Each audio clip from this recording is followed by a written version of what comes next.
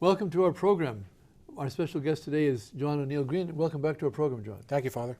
We were on a previous program, John, and we were talking about the changing value of the US dollar, or for that matter, the changing value of the Canadian dollar, or the euro, or any other currency that's printed on paper basically worldwide. And this changing value might say, oh, that's too highbrow for me, but you pointed out that basically people are getting stolen from. The average person, the everyday person is getting stolen from, and maybe many times over. We talked about that, didn't we, last time? We did, and one of the things I think it's clear to, or important to point out is that people have a misperception about what the money is that they're actually using. Money can't really be money if it changes value all the time. And so all these different types of paper money, whether it be the euro or the Canadian dollar, or the US dollar, the Federal Reserve note dollar, are all just an illusion of someone's perception of their value. In fact, the US dollar, which everybody knows is the world reserve currency, at least in the past, there are countries that are moving away from that, is a fixed unit of measure, and that's important to understand. And I have a graphic here that will describe that. So what is $1?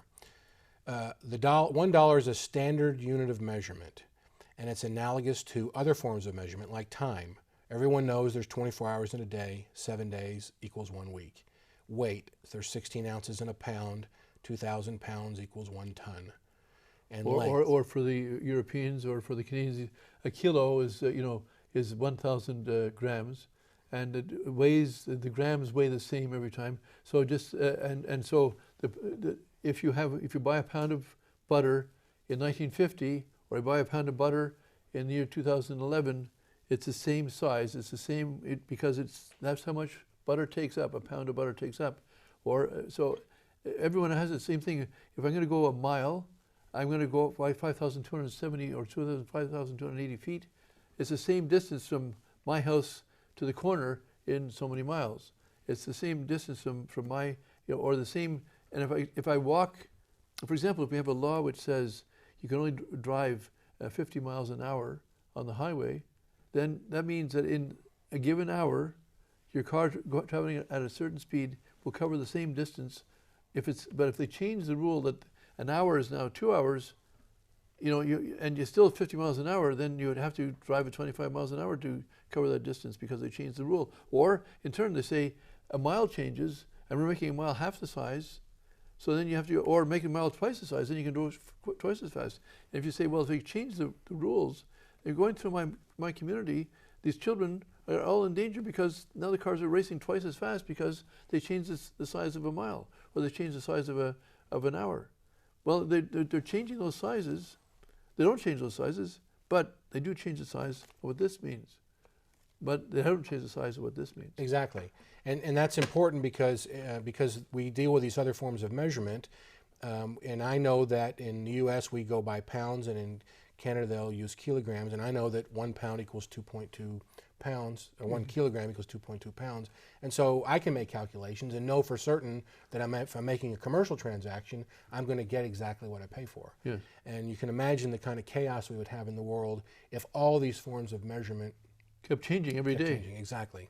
And none of them I think are as important as a fixed unit, monetary unit. And in the U.S. that happens to be the dollar. So it's been fixed, and the dollar has been fixed by law in the United States at a minted coin containing 371 1/4 grains of fine silver. Or in common parlance, 1 ounce. Exactly. It's a little different because of the grains. There's a little bit of other metal in this particular coin, but there's 1 ounce of silver in that coin. Yes. And it's a fixed unit. It's easy to calculate. It's easy to transact. It would be inconvenient to carry a pocket full or a suitcase full of those around to make transactions.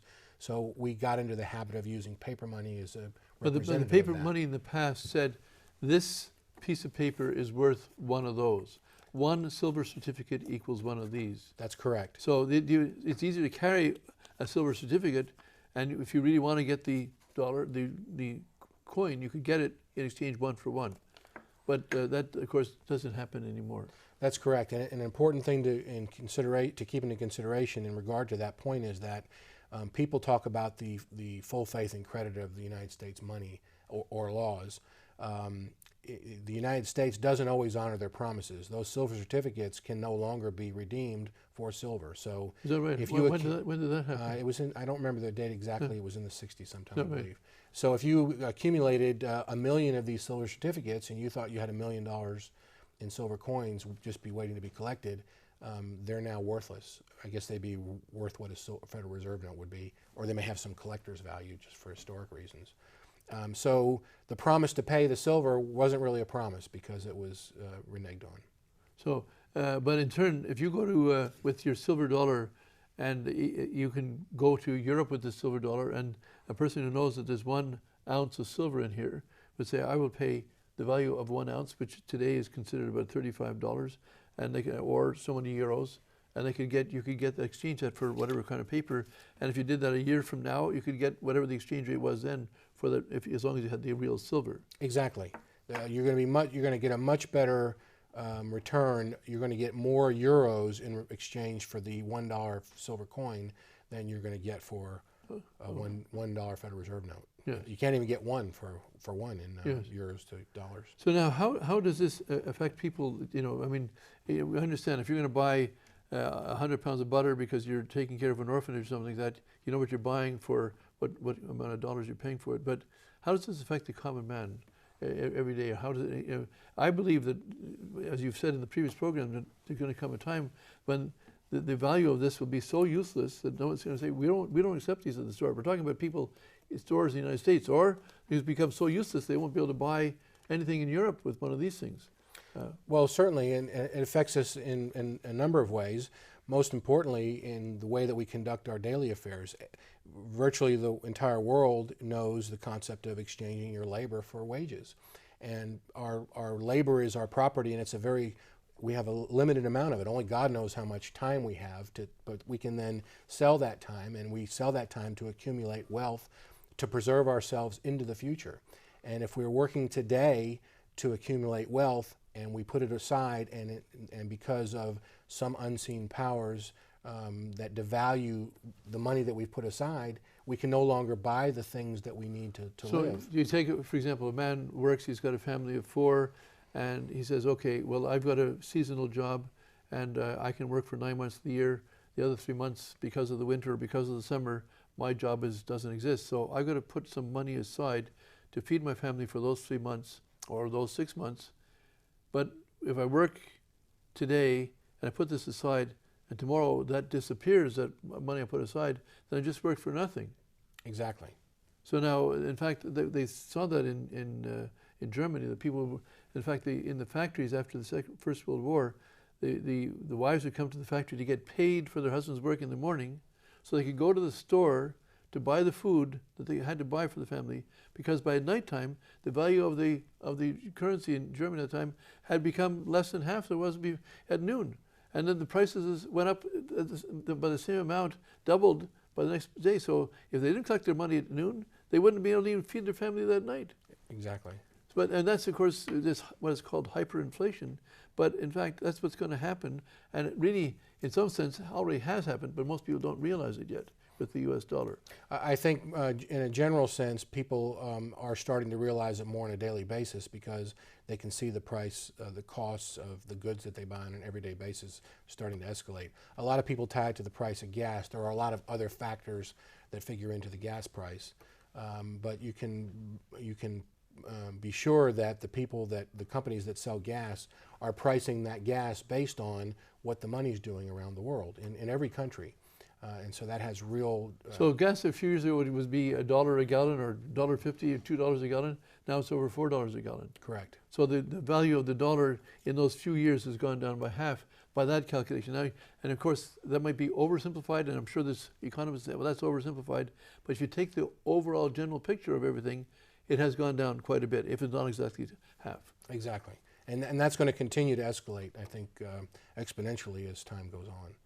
So at some point, people will go to the store, and in Utah, for example, I believe that you can go to the store with $1, and the store owner can say, we don't want that. Pay me in gold or silver, but I'm not going to take this. In fact, that's the state of the law in every state of the union now, is that there's no law that requires any business or person to take Federal Reserve notes as money. There are people that believe they're worthless and they treat them accordingly. They won't accept them as payment. They want gold and silver. The prevalence of gold, what we call gold and silver contracts, is proliferating throughout the United States. People are demanding, they understand now what real money is, and they're demanding to be paid in it so that they can protect the value of their wealth, Yes. which is the most important function of money. I understand that there's even some lawsuits with the federal government over this, or the federal. In fact, you were talking about if you pay tax. Let's just say you earn, I don't know, take a round number, $20,000, and what is it? You're paying 10% of that or 20% of that.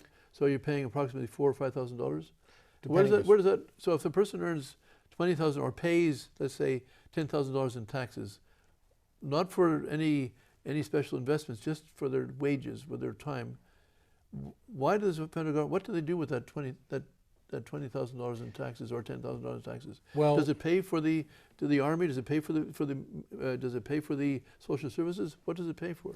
Really, virtually all of it goes to the Federal Reserve to pay interest on the money that the federal government is borrowing. When we talk in the United States, this is current news now, we're talking about raising the debt ceiling. And what that means is that the United States is going to borrow more money. And the interest that's collected from, or the money that's collected from the Internal Revenue by the Internal Revenue Service in regard to the income tax, only is used to pay that interest on the debt. So it doesn't pay for any services. Doesn't pay for any. So they borrow money, and as a result of borrowing that money, they owe 5% or whatever it is. So they borrowed $10 billion or $10 trillion, whatever the number is, and there's 5% on top of that they're paying every year. And the income tax is only paying to service the debt. That is only to service the interest charges on that, nothing else. Correct. Now, but in fact, someone like Lincoln, for example, found a way to not pay any money to on the debt because he didn't have to. Well, he did that in a number of ways, but part of that was issuing their own currency. Yeah. And the U.S. government, Congress has the authority to issue their own currency, and I think generally speaking that fiat currency is immoral. It's not based on real money, and it's a form of theft, putting it into the economy, using it. But in comparison to the system that we have now, the federal government could print their own money, spend it into the economy through the payment of their employees, or buying or paying their vendors, rather than borrowing it from the Federal Reserve and compounding the debt. So when the Federal Reserve actually lends money to the United States government, the Federal Reserve, all it does is turn on the printing press, so to speak, and say, well, you want $1 million? Turn the press on, out comes $1 million. Here you are, Mr. Government. And now we say, well, you owe us 5%, or is it $50,000 in interest? Of course, they're not just borrowing $1 million, they're borrowing many millions of those dollars. But all they've done is basically pressed a button. I mean, I think it's a bit more complex than that, but basically they're just saying, you want $1 million? Here. Off comes the press, deliver to the federal government, and say, you owe now us $1 million. And what do? Well, they put the cost of the ink and paper and the printer's time to put this together. And of course, I'm sure it costs maybe $5 or maybe it costs $1,000 to print that $1 million. But that's all. Well, that's part of their scheme of socializing the debt and privatizing the profit. That's basically putting the cost of borrowing all this money, borrowing all this money on the quote-unquote tax-paying public, which really only shows its effects by the loss of purchasing power of their money, not necessarily through taxation. And then they privatize the profit. These banks, the Federal Reserve System, is not part of the federal government. The Federal Reserve System is a system of 12 private banks, and they all make profit. They don't pay taxes. They're not subject to audit. And most people in the world don't know that. I would venture to say that a large majority of the foreign governments, even in the financial world, the people that we deal with on a daily basis from foreign governments, they have no idea that the Federal Reserve is not an arm of the federal government. So, for example, I've heard it said that the Federal Reserve is as much part of the government as the Federal Express is. Exactly. Federal Express is a private corporation, and they deliver packages, and everyone knows that it's not owned by the federal government. And the Federal Reserve system, central bank, is not owned by the federal government either, just as much as the Federal Reserve, Federal Express. And in fact, but the difference is Federal Express pays taxes, I believe, whereas the Federal Reserve doesn't pay any taxes. You brought up, you did, it's correct, Father, and you brought up a point about the creation of the money a minute ago that I wanted to go back to for 1 second. When we're talking about the Federal Reserve printing money, they don't actually, in most cases, print the money. These are just computer entries. This is electronic money. I understand that, but I mean, to make, I mean, some of the money, this note is actually printed. Sure. And it's printed actually by the U.S. Mint, but it's actually, the Mint is commissioned by the Federal Reserve to print this money. Correct. And then whatever bills they print, which is much less than what they create in these other ways, such as electronic money, whatever they print, they then sell, or are more or less in debt to the U.S. government. Say, well, here we're giving you 1 million of these things, or 10 million, or 100 million of these pieces of paper, saying that's what they're worth. When we're giving them to you, and you, of course, now owe us this stuff we printed. Of course, that's not the only way they do it. They also put it, hey, you want to borrow $1 billion? Or we have what was it, 1 point so many trillion dollars debt? Well, all we have to do is, it's a lot of work printing a trillion of these things. So all we have to do is put it in your bank account. Just write down 1,000,000,000,000. And of course, they don't even write it with their hand or with pen. They used to do it in the past. They just entered in, click it in, and there it is in their account. The U.S. government now has $1 trillion. They didn't have yesterday. Now they got it today. Why? Because the Federal Reserve says we have it. And that's a good point. And also, people need to consider that because there's not physically the same amount of money in existence that was created through the debt, there's not enough money to pay back all the debt, nor is there enough money to pay all the depositors. So people that are saving their money in a bank account, if everybody decided at the same time that, hey, we want our money back because we think they're going to run out, there isn't physically enough money printed to be able to redeem all those accounts at the same time.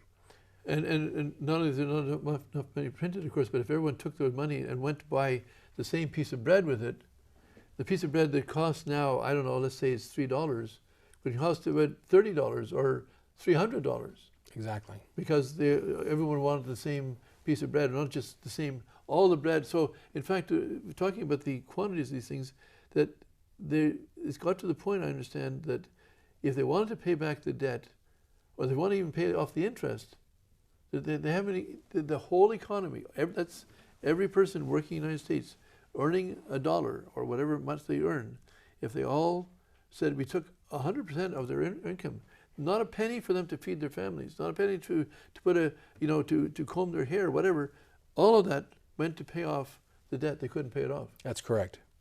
It just there just isn't, the debt's too high, and it wasn't designed to be paid off, and it will never be paid off. There is a default coming, and that's going to come. The default's really in existence already. The government can't pay its creditors, and can't pay the people that actually own the money that the bank system is holding. Of course, they own the money if you believe the thesis that they can create this money out of nothing and then charge you for it. Exactly. And so really what they should be doing is defaulting on the debt. That is the so-called debt that they don't really owe. But in fact, they're not going to do that. They're going to keep collecting all your income tax and pay it back on interest that isn't really owed either. I think that the way that the fraud is going to become public the quickest is when people realize that so many people are now hurting economically, that the tax revenues have decreased to such a degree that how are we actually funding the government? And people don't, Americans especially, make no correlation between the fact that the money that they actually pay in taxes doesn't fund the government. As an example, our highway system, we have a very good highway system in the United States, that's funded 100% by the gas tax. And those are all collected by the states, and people don't make that correlation. And it kind of reverses the order of things, which may be to some degree work in our favor in the future, that the states could actually control a very large portion of the funding to the federal government and make them go back to those constitutional limits that they're required to observe. But now in the meantime, I understand the United States owes China a lot of money. But if the United States declares a default on this money and they say we're not going to pay this, then China's going to say, well, we want to get paid. So what's going to happen then? Well, I think it's going to be a bad situation. I think I think we are on the verge of war around the world, and I think that's going to compound it. China's going to have their payment one way or another. Either if they don't get paid, they're going to collect it at the end of a gun. Exactly. Of course, the United States might feel that well, they can't do that because we're stronger than they are. It's not a dare I would want to take up. Yeah. No matter who wins or loses, everybody loses. Yes, yes, absolutely. So, so the idea that when our economist in Rome tells us that it's impossible, he says, barring a miracle from God, it's impossible for mankind today to avoid World War III, unless there's a miracle. It's not that far-fetched to you then. Oh, not at all. Because, and again, judging from the monetary system, there are too many governments that owe other governments so much money, and people just don't walk away from debt. You just think on a personal example. You loan $100 to your best friend, and he says, "I'm just not going to pay you back because I don't want to." It creates some hostility there. You're not going to go shoot your best friend, but the world history has shown us that when it comes to money, different governments will resort to force, and there will be shooting, and we live in the nuclear age, and that's an incredible threat over money. And I agree with your European economists. We cannot fix this. It's not humanly possible to fix the world financial system now. It just can't happen. So there's too many countries, United States included, or even more importantly, more the United States than anybody else owes more money than anybody else. But they're not the only ones that owe money to other countries, and these other countries want to get paid, and they won't be able to pay them. And it's going to be obvious at some point in the near, not far future, that it's impossible for these United States to pay its bills. It's not possible for other countries to pay their bills. But these other people that are owed the money, who want to use it for their family, their citizens, they're going to say, "We want to get paid." We say, "We can't pay you." Well, we're going to force you. We're going to take what you own. You can't pay us. We're going to take what you own. How are we going to do that? By force, by war. And so that's something that's predicted. I mean, that's the only thing that's going to cause God to intervene is going to be the consecration of Russia. That intervention of God promises to have world peace if the Pope and the Catholic bishops will formally, publicly, solemnly consecrate Russia to the Immaculate Heart of Mary. If they do that in time, we will avoid World War III. If they don't do it in time, we have World War III, and and then we have the annihilation of nations, which is foretold in the Fatima message. Entire nations will be wiped off the face of the earth, no longer exist, flattened to zero, become annihilated. That's what's down. All because of the financial system. I shouldn't say all because. War is a punishment for sin, as Our Lady said. War is a punishment for sin. But the immediate cause could well be the collapse of the financial system, which you can foresee happening in the United States and other parts of the world. In a very short time, I do, Father. And you mentioned about the war is the consequence of sin. The financial system is one big sin. I mean, the system is designed to steal the wealth, to deprive laborers of their wages, to steal their property. It's a huge sin, and it occurs all over the world. And so, of course, one of the errors, people say, well, communism's changed. There's no longer communism, so what are you worried about? Fatima talked about the errors of Russia. Well, the errors of Russia are not just communism. One of the biggest things, the errors, abortion was legalized in Russia, which is known and legalized almost worldwide, if not every country. And you have the graduate income tax. That's, again, Marx. We never had a graduate. That is, you didn't tax people on income. If you earn so much, we charge you this. If you earn so much more, we're going to charge you more money. This graduate income tax, where did it come from? Karl Marx. The first idea of graduate income tax is Karl Marx. And so here we have graduate income tax in the United States and Europe, all over the world, pretty well all over the world. Why? Because the heirs of Russia, this one of the heirs, not that Russia is not their heir today, it's everyone's heir today. But where did it come from? Karl Marx. And yet people are blind and say, oh, well, Fatima, that's in the past, doesn't apply today. I mean, that's why it's important for me to understand when Our Lady says, only I can help you, only Our Lady of the Rosary can help you. That's why they have to pray the Rosary every day, because we're sitting on the edge of a phenomenal blow-up. World War III will be worse than World War I and II combined. But there's more things that you may want to mention before we run out of time here, John. You mentioned the abortion, and this is another issue that is very important to me. Our system, especially in the United States, because our tax system exists to serve the banks, to serve this fiat money system, this creation of money out of nothing, but it also promotes other causes which help the powers that be stay in control. And one of these things, especially in the United States, is our tax system directly supports abortion The Planned Parenthood movement in the United States could not survive without the protections of the Internal Revenue Code, because that's how they get their funding.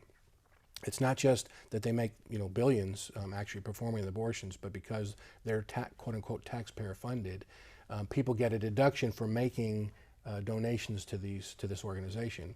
Were it not for the exemption and the protection of the Internal Revenue Code, those payments would stop, and I believe that Planned Parenthood could not continue to operate. People say, well, that would hurt all charities. Well, no, it wouldn't. People would still give money to their church. People would still give money to the opera. People would give money to the things that concern them. But by and large, the people that support unlimited access to abortion in the United States don't care about the issue per se, but that's a cause that they'll give their money to because they get the exemption. And so it's just an intertwined mess of sin upon sin upon sin promoted by this corrupt financial system we have. So and there must be a solution to the system. And I think one of the solutions is simply go back to using real money. Is that what you're saying? That's the quickest and most important way, especially now. People that have the ability, no matter how small, one of these silver dollar coins exchanges for about $35 of Federal Reserve note money now. So if you just took $35 out of a paycheck and went and bought one coin, and you did that every week, or 2 or 10 or a couple gold coins, and you did that until they weren't available anymore, you're going to have something tangible that at least you may be able to buy a year from now or 6 months from now. You may be able to buy bread for your children, or shoes, or some other small thing that you need to survive. When these things run out of value in the near distant future, and you don't have them because you put them into these, you'll still be able to feed your family and clothe them and so forth. Exactly. You won't even be able to burn the paper money. It's actually not paper, it's a type of cloth. You won't even burn that to be able to burn it to keep yourself warm, because it doesn't burn well. Yeah. So and say, in fact, everyone can protect their own value. What you don't need to buy with groceries today with paper money, you should be turning it to this so that you'll have money to pay for your groceries 3 months from now, 6 months from now, maybe even less, maybe just a bit more, but it's not that far away. Exactly. So it's important that we, you were mentioning also, John, that the importance of us to not tempt providence. We should do what we can to protect ourselves and our families, and this is one of the things which is very real and something that's within. It's not like rocket science. It's not something you have to go and study or anything like that. It's very easy to do. It is, and it's not just money. It goes to other things as well. I believe there are going to be interruptions in services. Could come very well a time when you just can't go down to your corner grocery store and buy groceries every day. If you look at what happened, during the communist regime, that those services were interrupted. That was because of the breakdown of the bureaucracy over there. Things were such a mess. Well, we're facing that here, based in large part on the collapse of the monetary system. And so when those services are interrupted, if you haven't prepared by putting away those things that you need to live, you're basically going to be out of luck for your family. And so it comes for preparing yourself by accumulating as much real money as you can, because throughout history, when you look through the Old Testament even, gold and silver have always been a part of monetary systems around the world, and they will continue to be because they have such important other uses.